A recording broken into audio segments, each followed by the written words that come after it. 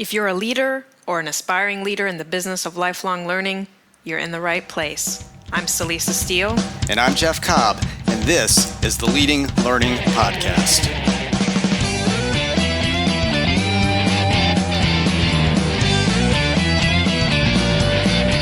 Welcome to episode 94 of the Leading Learning Podcast. In this episode, we talk with Graeme Newell, an expert in emotional marketing and co-author of Red Goldfish, Motivating Sales and Loyalty Through Shared Passion and Purpose. Before we get to that interview with Graeme, though, we want to thank your membership, the podcast sponsor for the third quarter of 2017. Your membership's learning management system is specifically designed for professional education with a highly flexible and intuitive system that customizes the learning experience.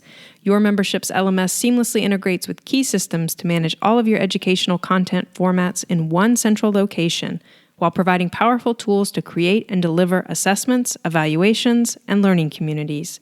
You can find out more about your membership at yourmembership.com. Our resource for this episode relates directly to the interview with Graeme Newell. Specifically, we want to point you to a series of 3-minute emotional marketing lessons that Graeme has posted on YouTube. And there are more than 40 of these, and they're a great way to learn what emotional marketing is all about and how to do it. And you can get these simply by going to the show notes for this episode at leadinglearning.com/episode 94. So, Jeff, you got to talk with Graeme, and I'm sure that at least one of your questions focused on what emotional marketing is. Definitely. It's funny, Graeme actually contacted us initially because he had some questions about the association world. And as I was listening to him and looked at his website and found out what he did and found out that he was focused on emotional marketing, I knew right away that this was somebody that we wanted to talk to. We've certainly written and said it many times that very often that emotional element is missing from the way that educational experiences, particularly those from trade and professional associations, are presented to the world. And, education is fundamentally about change. It often goes directly to people's values, and values are very much connected to emotion. So, we're definitely big advocates of getting more emotion into the marketing of education, to conveying a vision that really helps to hook people and help them realize the change that you're trying to make in the world through your educational initiatives and the change that you're going to help them make in their lives and careers. So that was kind of the agenda, I guess, that I brought to the table in talking with Graeme, and he definitely knows so much about emotional marketing, tapping into emotion. He's also very focused on the idea of purpose in business, and he focuses mostly on for-profit type businesses, but certainly everything he's talking about applies for associations who are often, very often, purpose-driven. That's why they're there, is to serve a purpose for the field that they were created for. So, had a great conversation. I think there's going to be plenty here that listeners are going to be able to take away, think about, and then truly apply in how they're presenting their learning out to the world. Well, great. Then let's get to the interview with Graeme Newell.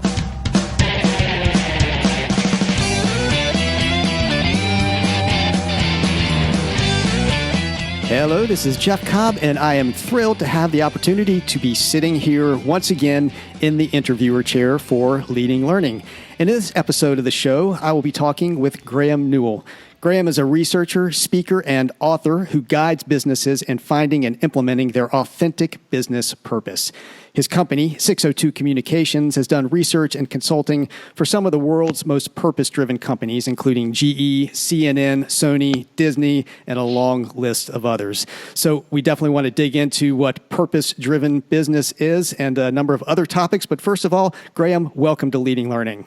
Jeff, thanks for having me in. I'm looking forward to talking to you today. Well, I'm really looking forward to the conversation. We've just been introduced recently and have been getting to know each other a little bit. And one of the driving reasons that I really wanted to get you on the show is that you specialize in what you call emotional marketing. And, I'll say in working with organizations over the years, as I do, primarily in that business of continuing education and professional development, I've noticed that very often the way that those organizations present themselves to the world, the way they present their learning, their education, is almost devoid of emotion. There's often, no passion, no vision, no real deep connection with the customer. So I'd love to start off with you explaining to listeners a little bit about what emotional marketing is. Well, Jeff, the big thing that we know now from so much of the research that's been done over the last few years in what motivates people to make decisions is that so much of the decision making that we make is subconscious to us. What the research is showing is right about 85% of the way we make decisions is completely hidden to us. Now, we know that extra, that 15% is what hits our conscious brain.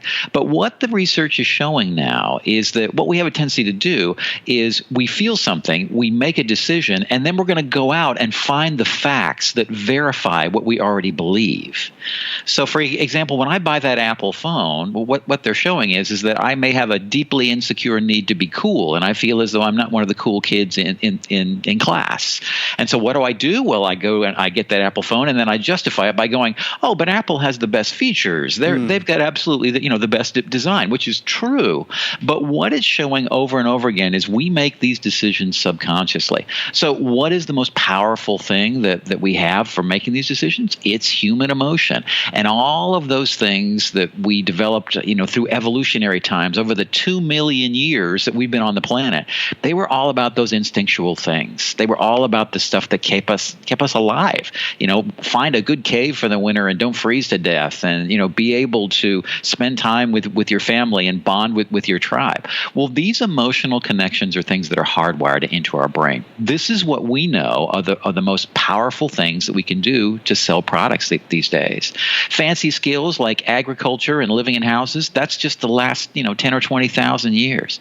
So if you're going to truly connect with people on this level, you've got to attract that subconscious mind. And there's no better way to do that than deep emotional marketing that doesn't just sell your product features, but shows that, wow, I really believe in these people. You hit people on this deep emotional level, that subconscious brain reacts, and you just fall into line and you buy.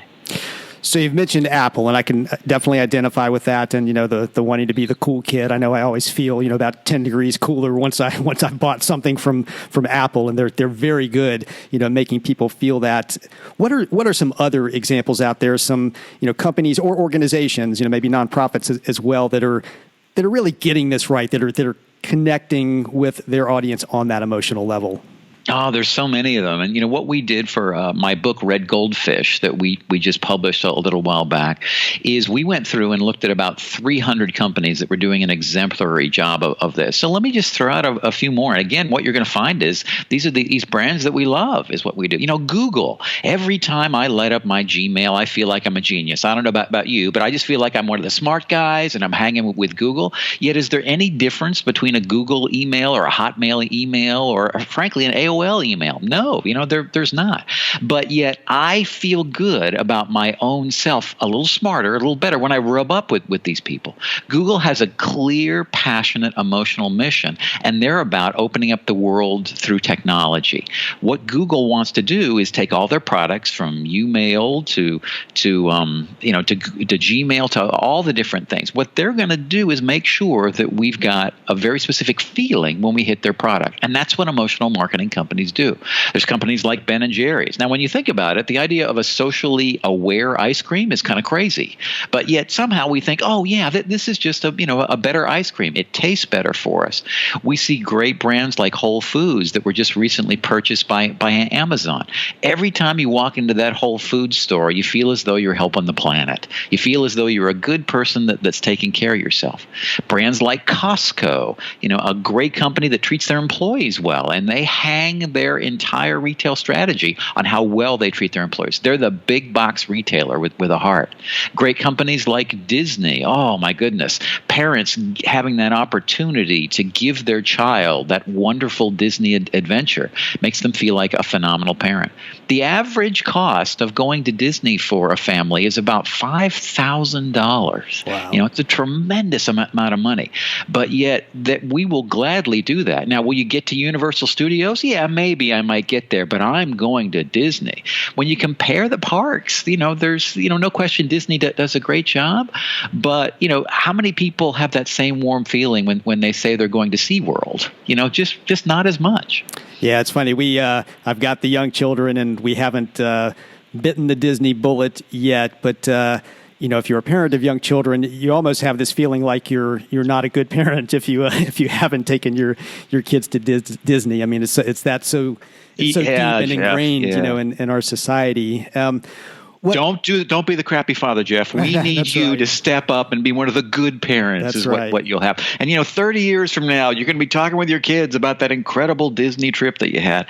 So no question, the kids love it, and they do a great job of it. But my goodness, do parents love it? And somehow they have anointed the idea of family and that you're a great parent because they truly understand the emotions that motivate people to want to go to the park. Definitely.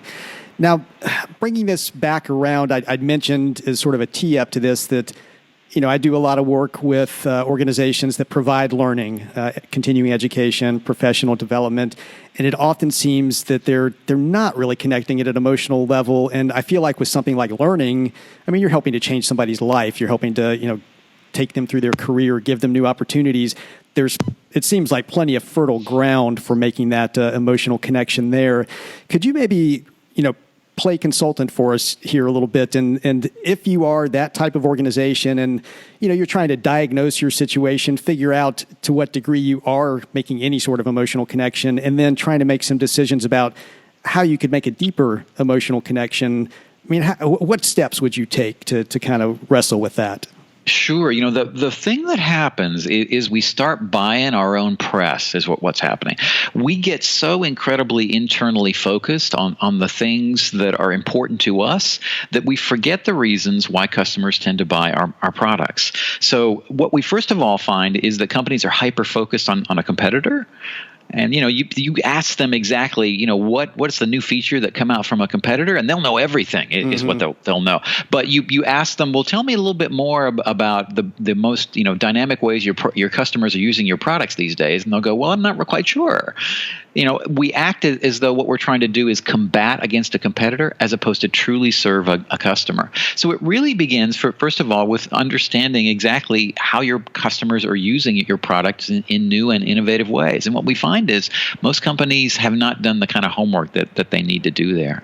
So it really, one of the industries that we work a lot with is actually the education industry, and universities and colleges and such. And what you'll notice is you'll go through their ads, you'll look at their pitches, and they'll go, "Oh, we've got an athletics department, or we've got a great big size, or we've got incredible clubs on campus, or we're for Christian students, or a great nightlife." What we do is we fixate on exactly what these product features are, because that's what we know. That's what we're working on in our office every single day. My product is better. But what we haven't done is taken that leap down to the next level of exactly how do those product features make your customers feel. And if there's anything that I would suggest that you do is query your customers about that. Talk to them very specifically. Okay, so you love the new low price, but what does that new low price enable you to do?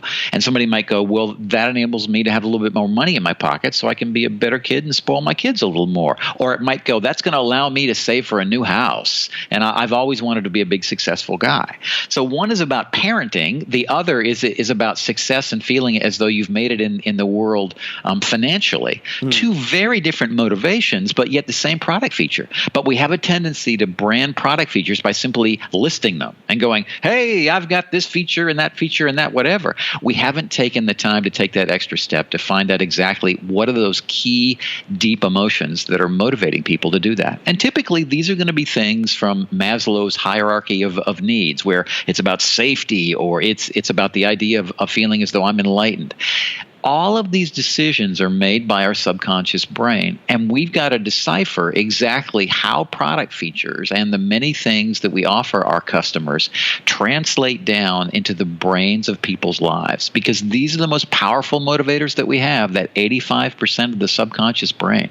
And that really begins by doing some amazing listening. So starting with asking people what they like about your product, which is great, but then not letting up there and going, hey, okay, tell me a little bit about when you sit in that BMW and you get an opportunity to take those corners as fast as you need, how does it make you feel? And they'll go, well, I feel like I'm really, a performance guy, or I feel it as though I'm young, or things like that. Those are the emotions that we're after. So just keep asking them about how that product affects them, and then listen not to necessarily what they say, but watch their face, listen to their emotions, see when they light up, when they get demonstrative. Those are the things that you need to push for your customers. Do you hear fear? Do you hear hope? Do you hear I want to be a good dad? Do you hear I'm worried I'm a failure? Those are things that your product needs to tap into, because those are the most powerful motivators that people have. Now, one of the things I've heard you mention a few times, and what you just said was really had to do with actually talking to the customer, or in the case of most of our listeners, they're members, and we found trade and professional associations tend to be very fond of surveying, and I think that can be valuable. I mean, we help organizations conduct surveys, and we get some good information out of them. But I've found that very often organizations don't spend enough time just picking up the phone and having a conversation, or as you were saying, sitting down face to face and watching, how people are reacting. So, I mean, is part of the core of this really having that, that true human interaction, whether by phone or in person, to really get that feel? Absolutely. And what we know is there's many different research methodologies, and it is critically important that you find out the product features and the things that they love and hate about your service or your product. But that's really only a very first step, and that's where most companies tend to let up. They don't do the research to find out exactly what that next step is and how those emotions are really going to play out. So no question, you say, I run a car company and I really like the way your windows go down, and I think you guys have got great brakes and things like that. That is absolutely a big part of stuff that you need to know. But now what is required is to really go on to that next step. And that's where most companies really fall down. You've got to listen to and find out those emotions that are between the lines. And that's really about appealing not just to the conscious brain, because what we have a tendency to do is to say, okay, this is how I want to appear to the world. We do that survey and we go, okay, I want to impress this surveyor that I'm a big shot. And so what do? I don't lie, but I kind of craft my conversation in such a way where I feel good about myself and my ego based on what somebody has. The kind of testing that we do is stuff where we don't actually ask your conscious brain anything, is what we do. We test things like reaction time. So for example, one of the products that we worked on was a wine. And we wanted to find out whether people felt that wine was overpriced. If they could raise the price on that wine and make a little bit more money. Well, what we do is we show a picture of that wine, and then we have people put their hands on two buttons. And we say, if you agree with this, we want you to press the right button. If you don't agree with it, we want you to press the left button. So, for example, we might show something like we would show Michael Jordan, and then we might show a word after that says athlete. Now, you'd be able to press that button super fast. Now, if we showed that picture of Michael Jordan and then we put up the word accountant afterwards, it will take you another few milliseconds to press that button, because your brain's going to go, no, he's not an accountant. I don't believe that. He's this. And so what we did with this wine was we throw the wine, then we put up the words like overpriced, or we put up the words like good value. And what we found was they could raise the price of the wine because people felt as though it was underdone. But what's neat is we weren't asking their conscious brain. They have to react as fast as they possibly can, and that is a subconscious response. And it was a completely different response than what we got when we asked their conscious brain. So these emotions are the most powerful decisions that we make. Now that's interesting, and I'm in my mind the wheels are turning, relative to again, sort of the membership type organizations that we tend to work with. And, I'm thinking, for example, of their annual meetings or their big events and, how they tend to market those. And there's always, a lot about the agenda and who the keynote speaker is and, maybe what the parties are going to be for some of them, those types of things. And yet in survey after survey, people will be told that it's the networking that matters. That's what the members like to say, and that's what people in the organization believe. But I think that really connecting with that at an emotional level, and figuring out what that actually means. So this may be putting you a little bit too much on the spot, and you can tell me if it is. But if I were going to sit down with a group of people at an annual meeting or something like that, and try to really get into networking and what they get out of that, so that I can potentially connect with them more on that level, and hopefully better position the annual meeting going forward. I mean, what kind of questions would you ask, or what might you go through to try to get at the subconscious there and figure out what networking means to them emotionally? Yeah. Well, let me talk to you about the way that we do this. And again, we use some pretty sophisticated methodologies to do that with, computers and stuff like that. But it's really a process that really begins with getting away from your own product. So what do we look for when we go to a conference? So what we want, as you mentioned, is we want to network. We're there, most of us, in order to, get a better job, maybe move up in our career, get that big promotion, whatever it is. And what we have a tendency to do is we've all got a script of what we're looking for at the conference. And we've trained people what to say because they've read our ads, they've seen the brochures over the years, and it's always a great opportunity for you to network with your colleagues and the best speakers and authors from all over the world. And so that is what the conscious brain will simply spit back. But why are we there? Well, we're there because maybe we want to do better in our job, and we really feel as though that person in the next cubicle got to go last year and I didn't get to go. And I am more qualified than her, so it might be about competition. But what you want to do is sit down with the people that are going and don't talk to them about your product at all. So you would show up here, and what you would do is sit down with somebody and you'd say, tell me about your job. And then you just listen. And you'd listen, first of all, for what they say and give them about 10 or 15 minutes just to unload on it. And then do your best not to interrupt. Just throw some silences out. And what's going to happen is it's going to get real honest. And so what you'll hear are things like, my wife is really putting a lot of pressure on me, and she really wants me to get that big promotion, and so I'm really worried about that. And if that's what you hear, then what you would want to do is market this as an opportunity for you to learn more that'll get you that big promotion. Or maybe it's about you feel as though you're not important enough in the world is what you hear. And you'll go, yes, the other big members, the other big power members are there. You can either do that in a positive way and market it that way and say it's your opportunity to hobnob with the big power brokers, or you could do it in a negative way. All the people that are power brokers are going to be there, and you had better be there or you won't be one of them. And I'm assuming you're kind of listening for patterns as you do that, so that if you hear enough people on a particular theme, then you're onto something, and that's what you run with. Absolutely. It's that you got to have enough people that to do critical mass. So what I like to do is basically go out to people with members, and I try to do this like once a week. And basically you bring people in, you go have coffee with them, and you sit there for half an hour, maybe 45 minutes if you've got time, and you just let them talk. You don't necessarily listen to what they say.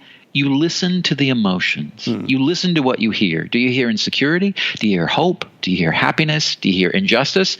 They don't understand me at work. They've never if I let me run the company, I could run this place so much better, and they don't get me. If that's the case, then what you want to do with your members, if you hear that over and over again, is brand new solutions that are going to help you reinvent your company and move up so that you'll be the one that'll get the big promotion. Right.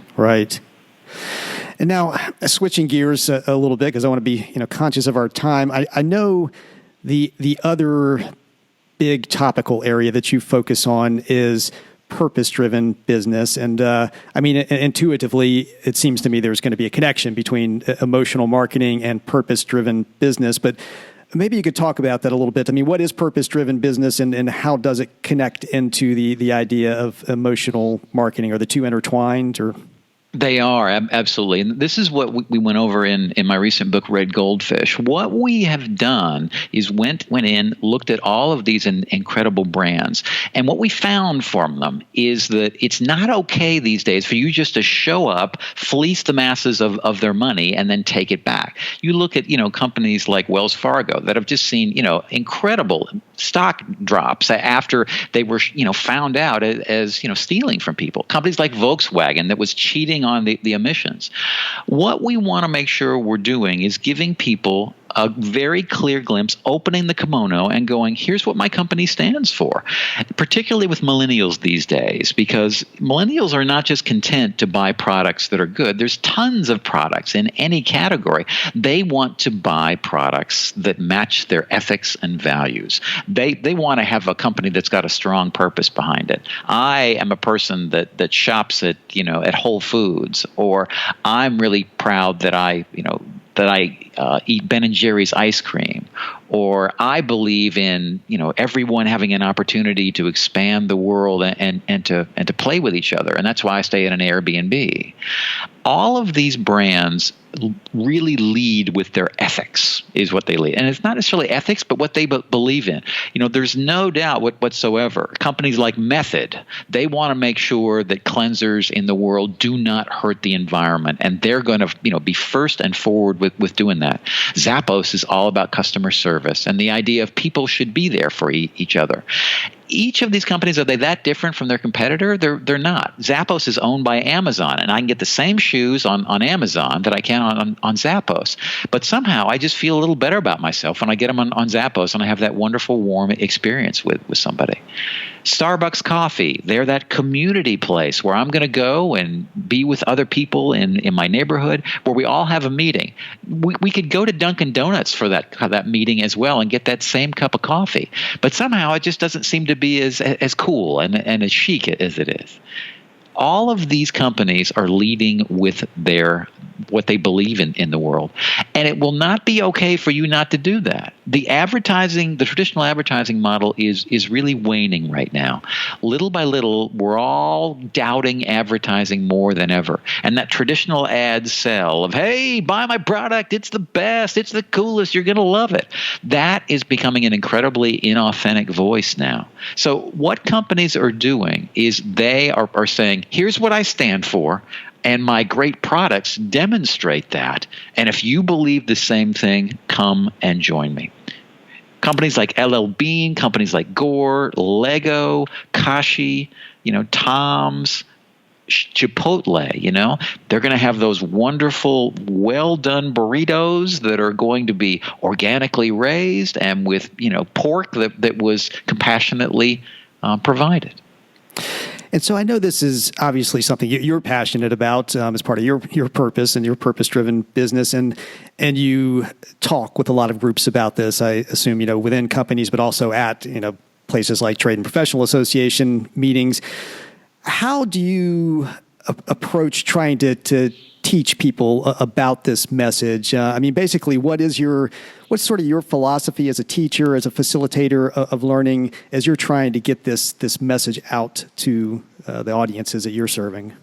It's pretty wonderful. I have to tell you, Jeff, people are just so receptive to this. This is something that all of us crave. We don't want to work for Evil Corp. We don't want to work for a company that's exploiting people, that's plying on their weaknesses in order to sell them. What we want to work for is companies that really stand for something. So whether it's customers, employees, vendors, I want to work with companies that are really doing something. So what's wonderful is we get an opportunity to do this, and people just naturally go to it. They just love that they get an opportunity to do this.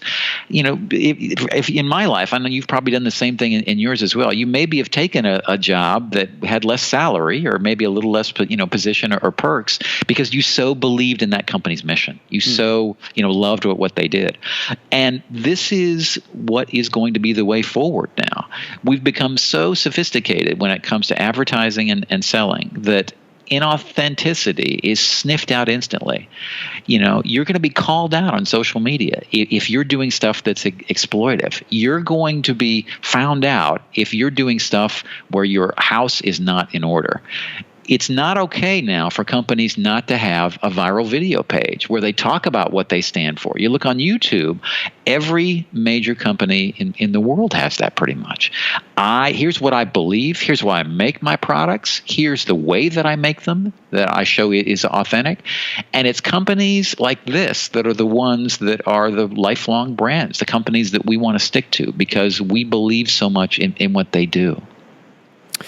Well, you're obviously, a person who is very passionate about some big ideas. I assume that you're kind of an idea person in general, that you like to, continually be finding ideas, developing those ideas. And, as we're starting to wind up our conversation here today, I want to ask you something that we ask everybody who comes on the Leading Learning show, which is, what are your own, lifelong learning habits and practices, and I think in your case, how are you finding those ideas? How are you developing them? How are you staying on top of, everything that you're speaking about and writing about and, basically keeping this all sharp? Oh, and I got to tell you, I'm probably the world's most amazing inhaler of scattered knowledge all over the world, Jeff. That's my problem. I'm a big Twitter guy. I hang out on RSS all day long. I have 6 monitors that surround me throughout the whole course of the day that just have Twitter and RSS feeds. Wow, that might be a record. Yeah, it's just amazing that it's there, and stuff will go by, and sometimes I got to turn them off because I can't get anything done. but what is wonderful is the social media is rising to the top where they'll tell you what those most amazing things being done by influencers are, and I've got a list of upwards of 30 or 40 feeds that are all arranged by keywords. Twitter's really great about being able to do that. Same thing with LinkedIn, and you can actually search for things that just fascinate you, and I'll typically change them up in a day. So I have existing feeds for social enterprise, corporate social responsibility, emotional marketing, things like that. But the ability to have that roll by during the day always just keeps me constantly fascinated. There are so many tools that can now really drill down onto the specific things that are just in your wheelhouse, and learning to use those as best you can will bring fascinating stuff to your door that you didn't know it existed. Most of my news, most of my information now, I get off Twitter. Well, that's great. We're big fans of that. In fact, we recently did an episode on curation and using the tools and the processes for curating content, regardless of whether you're going to publish it out to the world or not. Even just to for your own learning, basically, to, as you're saying, pull together all these feeds and be able to refer to them and see what's happening and what's developing and what it's worth tuning into and learning from. So that's fantastic. Now, I know that listeners can find out more about you at your company website, 602communications.com. And you've got a lot of stuff there. So I want to give you a chance before we sign off, from this episode to highlight a little bit about what people will actually be able to find there. Oh, I hope you'll stop by and take a look. We've got quite literally more than 100 training videos that show very specifically how to implement emotional marketing, all free to use, and then a whole series of case studies. We have from the 300 brands that we did for the Red Goldfish book. In there are specific examples of all the viral videos, all the ads, all the things that these companies did that are just amazing. We went through, collected more than 3,500 of these videos and then curated them all down by brand, by topic, by the type of archetype they were. All that's there on the website. So if you want to just wander around for a while and just see some of the best brands in the world and how they're really showcasing these amazing emotions, do a little bit of training on some of the short little 2 and 3 minute videos, there's a lot there. Again, that's 602communications.com. Great. Well, thanks for sharing that. And I know folks can find out about the book there as well, and certainly can find Red Goldfish on Amazon also. And of course, they can find out more about you as a speaker and the services that you offer by going to 602 Communications. So, Graeme, thanks so much for taking the time to be on Leading Learning. Hey, Jeff, one more thing, but before we go, I'd like to ask you, what would you say is your favorite brand in the world, and the most emotional brand for you? What do you think that would be? Ooh, boy, that's a tough one. Right off the top of my head, I'm not sure if the company is really behind the emotion or not. You might have some insight into this, but I'm a guitarist, and so a Fender Stratocaster for me, just like that gets, my emotional chords, so to speak, going. So I'll throw, I'll probably come up with something different on a different day, but that's the one I'll throw out right now. Oh, that's wonderful. And how do you feel about yourself when you're strumming that Fender? Oh, well, that's it. When you plug it in and, crank the amp up to 11, as I say on Spinal Tap, and, start banging out some blues riffs or something. I mean, for me, nothing makes me feel better in the world than doing that. So you're a rebel is what I'm hearing. Exactly, You're the guy that wants to disrupt. Sure, you're incredibly responsible during the course of the day, but on the weekend, you go wild. Jeff, and the brand that does this best that I think you should consider is Harley. Yeah. Sure, I'm an accountant during the day, but on weekends, people fear me. So I think you need to get a big Harley. That's what I think, Jeff. That's interesting connections. I've actually used Harley myself when I've talked to organizations about bringing more emotion into how they're presenting themselves out to the world, and Harley just does a fantastic job at that. So. Sounds great. Well, Graeme, thanks again. It's been a true pleasure talking with you. Again, folks should go to 602communications.com to find out more. But thank you so much for being on the Leading Learning podcast. Thanks a lot, Jeff. That wraps up our interview with Graeme Newell. As we're exiting, we want to say thanks again to your membership. You can find out more about your membership and all it offers at yourmembership.com. To get the show notes for this episode and to get that link to the videos that Graeme has created on emotional marketing, just go to leadinglearning.com/episode 94. And while you're there, you're also going to see options for subscribing to the podcast. And we certainly hope that if you are not subscribed already and you're getting value out of what we're doing here, that you would click that subscribe button and make this something that regularly appears in your podcast feed. We would also love it if you would take just a minute to give us a rating on iTunes. To do that, you can go to leadinglearning.com/iTunes. We really appreciate it. We like seeing the ratings. We like seeing the reviews, and it helps others find the podcast. And consider telling others about the podcast. All you have to do to send out a tweet is go to leadinglearning.com/share, but you're not limited to tweeting. You can use other social networks, LinkedIn, Facebook, whatever fits your particular fancy, to send out a message to the world saying, leadinglearning.com podcast. It's great. You got to listen.